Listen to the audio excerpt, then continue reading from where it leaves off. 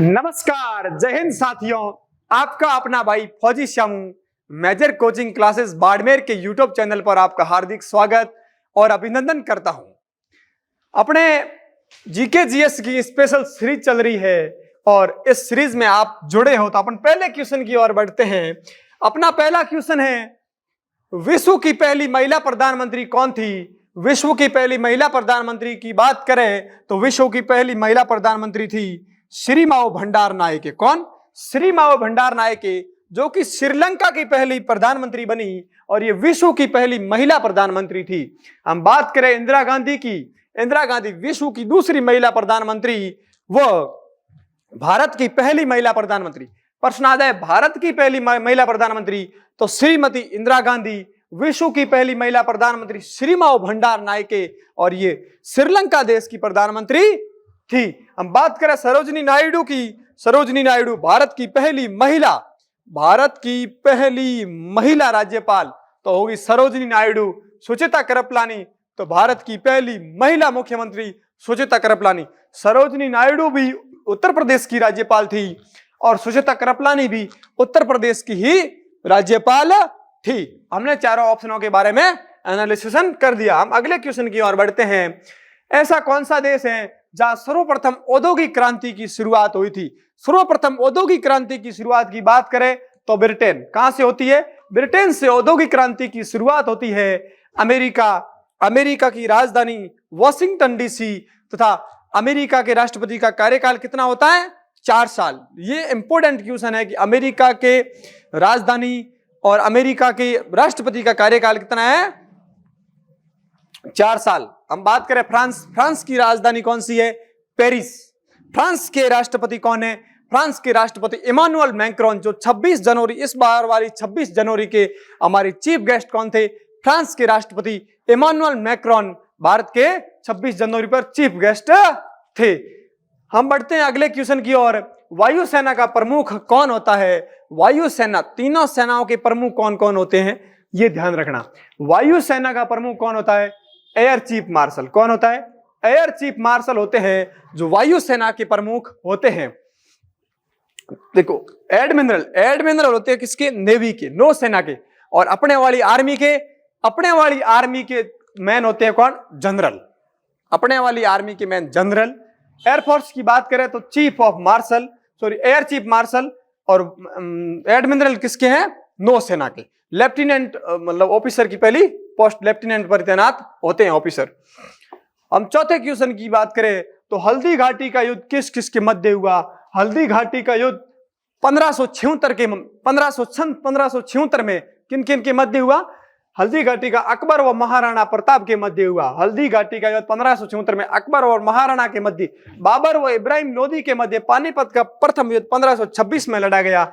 बाबर और राणा सांगा के मध्य खानवा का युद्ध लड़ा गया। अकबर और हिमू के मध्य पानीपत का द्वितीय युद्ध लड़ा गया। ये सभी इंपोर्टेंट प्रश्न आपको याद रखने हैं। हम अगले क्वेश्चन की ओर बढ़ते हैं। अगला क्वेश्चन है क्वेश्चन नंबर 5 हमारा। मीनाक्षी मंदिर कहाँ है? मीनाक्षी मंदिर मदुरई तमिलनाडु में। कहाँ है? मीनाक्षी मंदिर मदुरई तमिलनाडु में स्थित है। उत्तराखंड में हमारे वो 4 धाम आप अच्छे से याद रख लेना। और उड़ीसा में कौन सा मंदिर है? सूर्य का कोणार्क मंदिर कहाँ है? उड़ीसा के अंदर स्थित है। हमारा क्वेश्चन नंबर 6, विश्व की सबसे बड़ी नदी कौन सी है? विश्व की सबसे बड़ी नदी की हम बात करें तो विश्व की सबसे बड़ी नदी कौन सी है? अमेजन। प्रश्न आ जाए विश्व की सबसे लंबी नदी कौन सी है तो विश्व की सबसे लंबी नदी तो कौन सी है? नील नदी है। विश्व की सबसे बड़ी नदी अमेजन नदी है। यदि प्रश्न आ जाए भारत की सबसे बड़ी नदी तो भारत की सबसे बड़ी नदी गंगा है। और भारत की सबसे बड़ी नदी तो ब्रह्मपुत्र है। और सबसे लंबी नदी का प्रश्न आ जाए तो गंगा है। सबसे लंबी भारत की गंगा, सबसे बड़ी ब्रह्मपुत्र, विश्व की सबसे लंबी नील और सबसे बड़ी कौन सी? अमेजन। मतलब बड़ी मतलब चौड़ी। ठीक है, हम अगले क्वेश्चन की बात करते हैं। हमारा क्वेश्चन नंबर 7 है, बाल दिवस कब मनाया जाता है? बाल दिवस चाचा नेहरू के जन्म दिवस पर मनाया जाता है। कब मनाया जाता है? 14 नवंबर को चाचा नेहरू के जन्म दिवस पर बाल दिवस मनाया जाता है। 5 सितंबर को शिक्षक दिवस मनाया जाता है, राष्ट्रीय शिक्षक दिवस। डॉक्टर सर्वपल्ली राधाकृष्णन के जन्म दिवस पर क्या मनाया जाता है? राष्ट्रीय शिक्षक दिवस। और अंतर्राष्ट्रीय शिक्षक दिवस कब मनाया जाता है? 5 अक्टूबर को। 8 अक्टूबर को कौन सा दिवस मनाया जाता है? आप कमेंट बॉक्स में कमेंट करके जरूर बताएं। अगला क्वेश्चन है हमारा क्वेश्चन नंबर 8, भारत में सबसे ऊंचा पठार कौन सा है? भारत का सबसे ऊंचे पठार की बात करें तो लद्दाख का पठार भारत का सबसे ऊंचा पठार है। और भारत में सबसे बड़े पठार की मतलब भारत में सबसे बड़े पठार की बात करें तो कौन सा है? प्रायद्वीप का पठार भारत का सबसे बड़ा पठार है। विश्व में सबसे ऊंचे पठार की बात करें तो कौन सा होगा? पामीर का पठार। हम अगले क्वेश्चन की ओर बढ़ते हैं। हमारा क्वेश्चन नंबर 9 है, बिहार राज्य से अलग होकर बनाया गया राज्य कौन सा है? सन 2000 को अभी लेटेस्ट 4 राज्य किसी राज्यों से अलग हुए, इन चारों को आप अच्छे से याद कर लेना। इनमें से अलग का प्रश्न पूछा जाए, इनमें से 99% चांस इनमें सही है। 2000 में 1 नवंबर 2000 1 नवंबर सन 2000 को छत्तीसगढ़ किससे अलग हुआ था? मध्य प्रदेश से छत्तीसगढ़। और 9 नवंबर को उत्तर प्रदेश से उत्तराखंड। और 15 नवंबर सन 2000 को बिहार से झारखंड। इसका उत्तर क्या हुआ? झारखंड। तेलंगाना 2 जून 2014 को तेलंगाना आंध्र प्रदेश से अलग हुआ था। ये 1 नवंबर 2000, 9 नवंबर 2000, 15 नवंबर 2000, ठीक है, याद रख लेना। छत्तीसगढ़, उत्तराखंड, झारखंड और अभी लेटेस्ट 2014 में 2 जून 2014 को कौन सा हुआ? आंध्रा से तेलंगाना। हम अगले क्वेश्चन की ओर बढ़ते हैं। हमारा क्वेश्चन नंबर 10 है, शेख हसीना वाजिद कौन से देश की प्रधानमंत्री है? शेख हसीना वाजिद कौन से देश की है? शेख हसीना बांग्लादेश की प्रधानमंत्री है। हम इजराइल के प्रधानमंत्री की बात करें तो इजराइल के वर्तमान प्रधानमंत्री कौन है? आप ये प्रश्न मुझे कमेंट बॉक्स में करके बताएंगे। हम रूस के करें, व्लादिमीर पुतिन। रूस के वर्तमान राष्ट्रपति कौन है?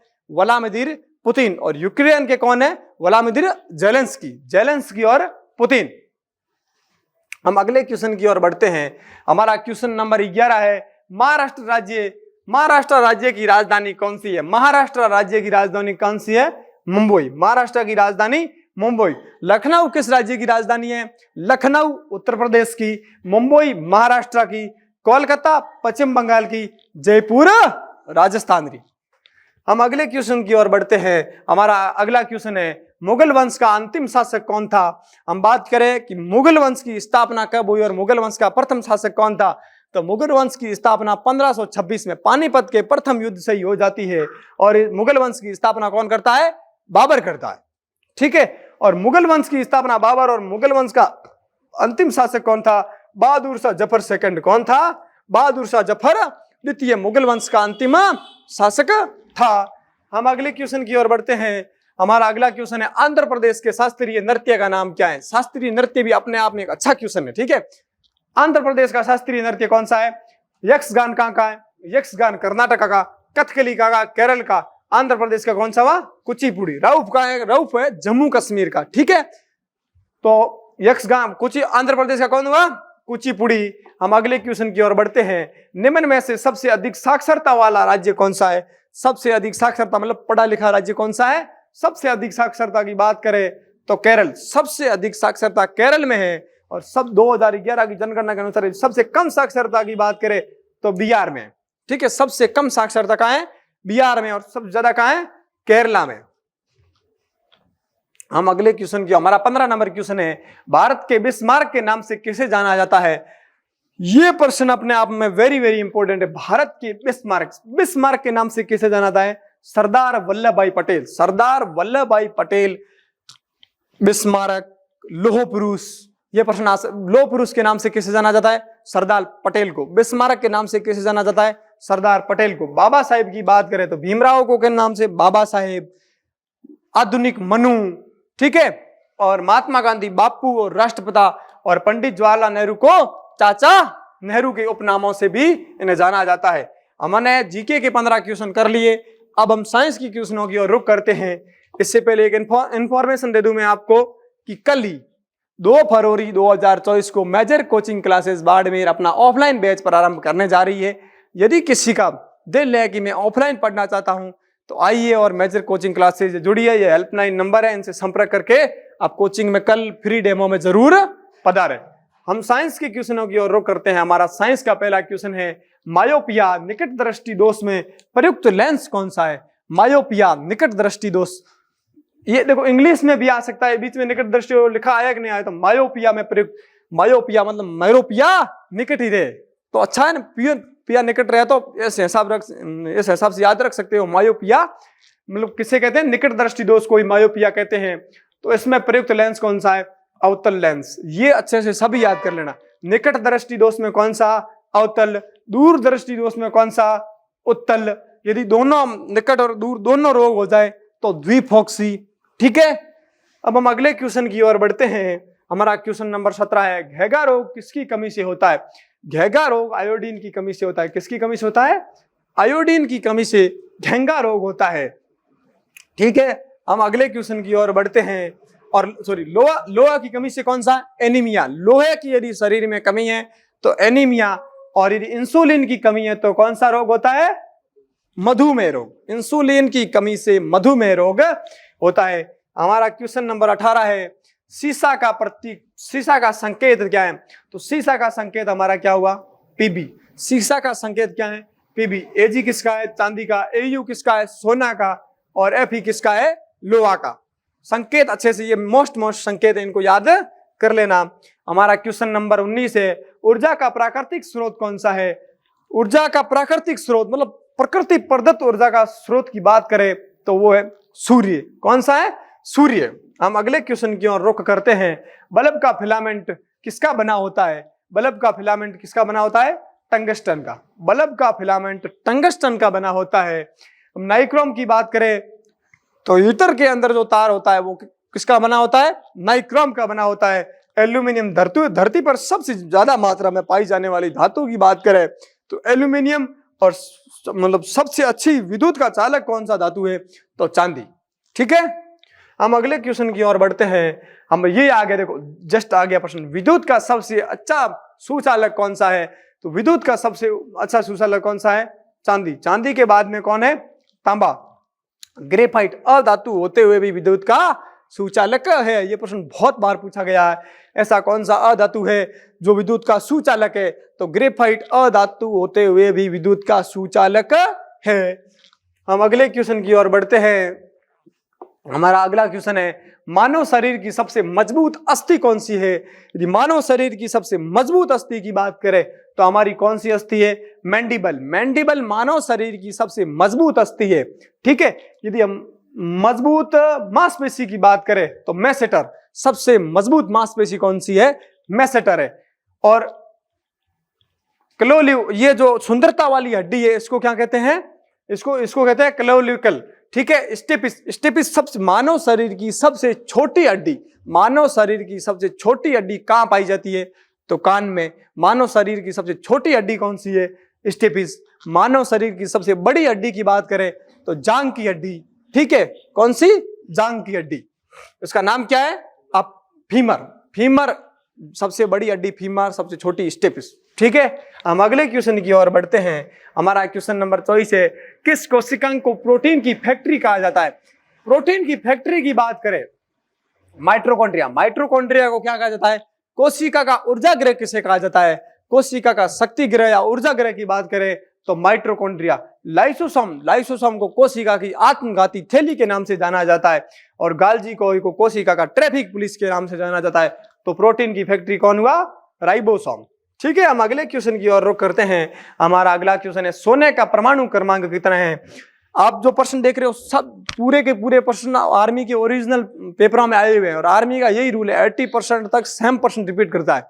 ये प्रश्न, सोने का परमाणु क्रमांक कितना है? सोने का परमाणु क्रमांक कितना है? 79। ये मेरा एक दोस्त है गणेश, जो राजरीफ सेंटर में अभी लगा हुआ था, उसके पेपर में ये प्रश्न आया था कि सोने का परमाणु क्रमांक कितना है। भाई इतने तक कौन याद करता है? हमने यही सोचा था, पर मोस्ट होते हैं 30-20 तक तो आप याद कर ही लेते हो।